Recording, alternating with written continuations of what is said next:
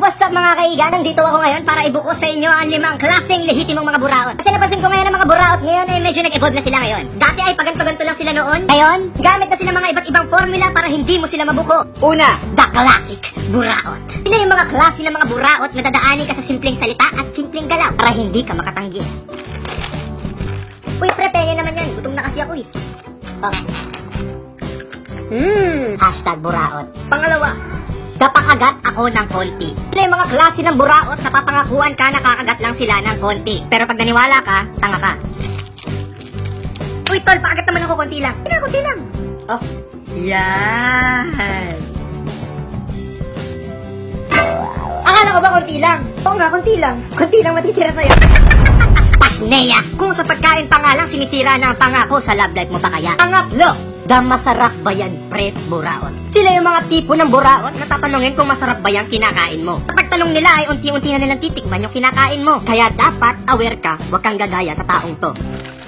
Hey, pare ko balita ko, masarap daw yan ah. Oo nga, masarap-sarap naman, bakit? Hindi naman masarap yan eh, sabi-sabi lang yun eh. Hindi, seryoso tal, masarap to. Pre, hindi ako naniniwalang masarap yan. Dito, tignan mo, tikman mo. Hindi ka masarap pre, parang ano, medyo maalat na ano eh. Tangina pre, hindi talaga masarap. Hindi talaga, promise. Huwag ka nang bibili nito. Ika-apat, the konsensyador. Sila yung mga buraot na pag hindi mo pinagbigyan, dadaanin ka sa konsensya. Mag-ingat ka. Talas sila yung mga buraot na uungkatin yung mga ginawang tama sa'yo para sumbatan ka. Uy tol, pengen naman, nagugutom na ako. Ayoko nga, bumili ka na sa'yo. Grabe ka naman. Para namang wala tayong pinagsamahan yan. Isang piraso lang naman ang hinihingi ko sa'yo. Pinagalitan ka ni sir. Di ba sinalo kita nun? Nahuli ka ng girlfriend mo, nanonood ka ng bold. Inako ko yun. Mga oras na gipit ka sa pera, pinautang kita. At nung panahong komang ka, di mo magamit mga kamay mo. Nung umihi ka, sino nagpagtama na? O, ito na, ito na. Yun o, bibigay ka rin pala eh.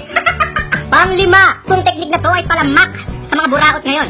Kaya kung may kakilala kang ganito, punahin mo na. The Daldalizer. Sila yung mga taong dadaldaling ka. Kukwentuhan ka na kung ano-ano kahit wala na kwenta, maburautan ka lang. Pre, pengen naman ako niyan.